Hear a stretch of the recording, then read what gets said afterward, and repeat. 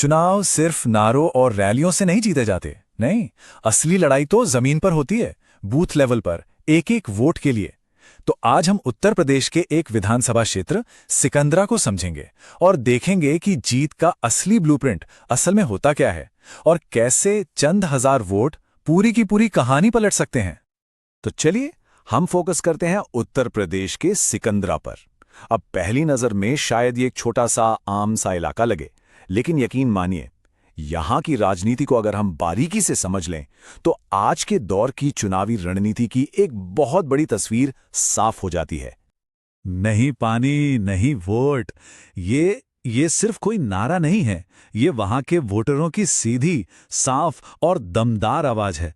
और ये आवाज हमें एक पल में बता देती है कि ये चुनाव सिर्फ राजनीतिक आंकड़ों का कोई खेल नहीं है। नहीं, ये लोगों की रोजमर्रा की जरूरतों और उनकी उम्मीदों से जुड़ा हुआ एक बहुत ही अहम मामला है। तो ठीक है, किसी भी तरह के चुनावी गणित में उतरने से पहले एक कामयाब कैंपेन के लिए सबसे जरूरी है लोगों के असली रोज के संघर्षों को समझना। आखिर जमीन पर चल क्या रहा है? आइए देखते हैं कि सिकंदरा के लोगों के लिए सबसे अहम मुद्दे क्या है। देखिए, चुनाव की दिशा यही मुद्दे तय कर रहे थे। पानी की किल्लत तो खैर है ही सबसे ऊपर, लेकिन आवारा पशुओं की जो समस्या है वो इतनी ज्यादा गंभीर हो गई कि वहां एक लोकल नारा ही बन गया, गाय बीजार, बीजेपी हार। और ये समझना जरूरी है कि ये सिर्फ एक सामाजिक शिकायत नहीं है, ये एक गहरा आर्थिक संकट है जो सीधा किसानों की रोजी रोटी पर असर डाल रहा है। तो हमने लोगों की बात सुनी, जमीन की आवाज को समझा। अब वक्त है उन ठोस आंकड़ों पर नजर डालने का जो इस सियासी रणभूमि की असल तस्वीर दिखाते हैं, क्योंकि रणनीति का असली खेल यहीं से शुरू होता है। 2022 के चुनाव में सिकंदरा में कुल वोटर्स थे 3,77,684। एक काफी बड़ा आंकड़ा है ये, है ना?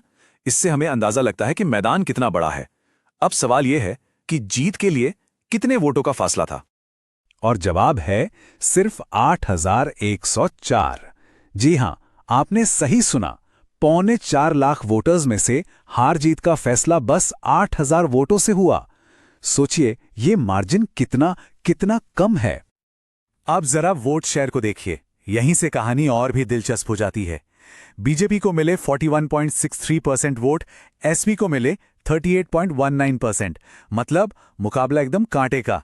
लेकिन यहां एक और खिलाड़ी था, बीएसपी, जिसने 17.74% वोट लेकर एक तरह से स्पॉइलर का काम किया और इस सीधे मुकाबले को त्रिकोणीय बना दिया।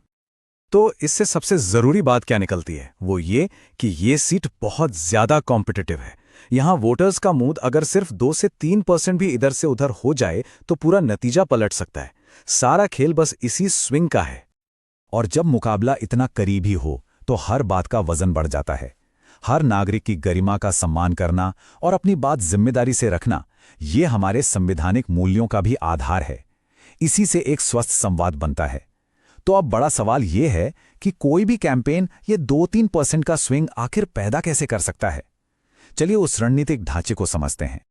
इससे हम एक 4 स्तंभ मॉडल या चतुर्मुख सिद्धांत कह सकते हैं। ये एक पूरा सिस्टम है जिससे एक जीतने वाला कैंपेन खड़ा होता है।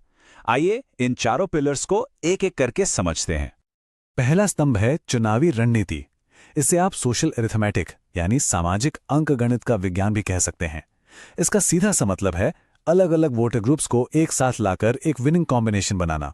यानी अपने कोर वोट बेस को तो मजबूत करो ही, साथ ही उन ग्रुप्स तक भी पहुंचो जो मौजूदा सिस्टम से कुछ नाराज चल रहे हैं।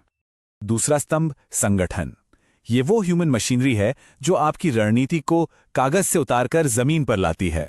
क्योंकि देखिए, आपके पास संदेश कितना भी अच्छा हो, अगर उसे पहुंचाने वाले लोग ही नहीं हैं तो वो बेकार है। इसका मतलब साफ है, हर एक पोलिंग बूथ पर आपकी टीम हो, हर गली मोहल्ले में आपके कार्यकर्ता हो।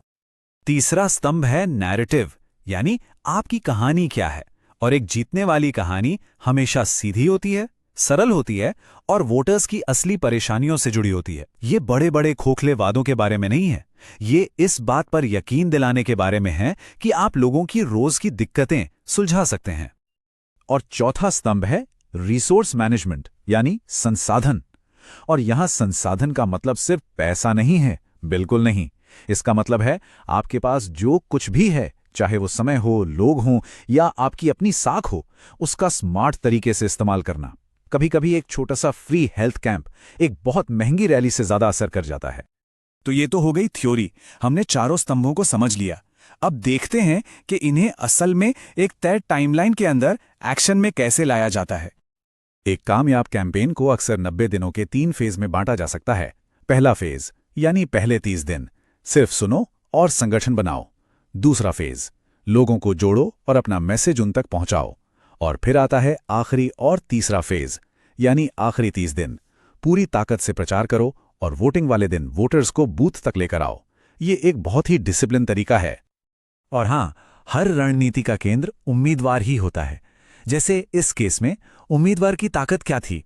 युवा हैं, पढ़े लिखे डॉक्टर हैं, एक साफ छवि है। तो रणनीति का काम है इस ताकत को और चमकाना, जैसे हेल्थ कैंप्स के जरिए उनकी सेवा वाली इमेज को मजबूत करना। और जो कमजोरी है, जैसे कि वो पहली बार चुनाव लड़ रहे हैं, तो उसे स्थानीय मुद्दों पर मजबूत पकड़ दिखाकर और एक ठोस प्लान पेश करके दूर किया जाता है। और आज के जमाने में ये समझना बहुत जरूरी है कि ग्राउंड गेम अब सिर्फ जमीन पर नहीं बल्कि डिजिटल भी हो गया है। इसका मतलब है व्हाट्सएप पर छोटे छोटे ग्रुप्स बनाकर अपने मैसेज को बहुत तेजी से और असरदार तरीके से फैलाना। लेकिन इस डिजिटल दुनिया में एक बात का ध्यान रखना बेहद जरूरी है। जब हम डेटा का इस्तेमाल करते हैं तो लोगों की प्राइवेसी और उनकी सहमति का सम्मान करना हमारी जिम्मेदारी है। भारत का नया डेटा प्रोटेक्शन कानून भी इसी बात पर जोर देता है। तो चलिए अब हम इस विश्लेषण के आखिरी हिस्से की तरफ बढ़ते हैं और एक बहुत जरूरी सवाल पर सोचते हैं कि इतनी मेहनत, इतनी गहरी रणनीति, इसका असली मकसद, इसका अंतिम उद्देश्य क्या होना चाहिए? और सच तो ये है कि चुनाव जीतना मंजिल नहीं है, ये तो बस एक पड़ाव है। ये तो सफर की बस शुरुआत है। असली काम तो जनादेश मिलने के बाद शुरू होता है।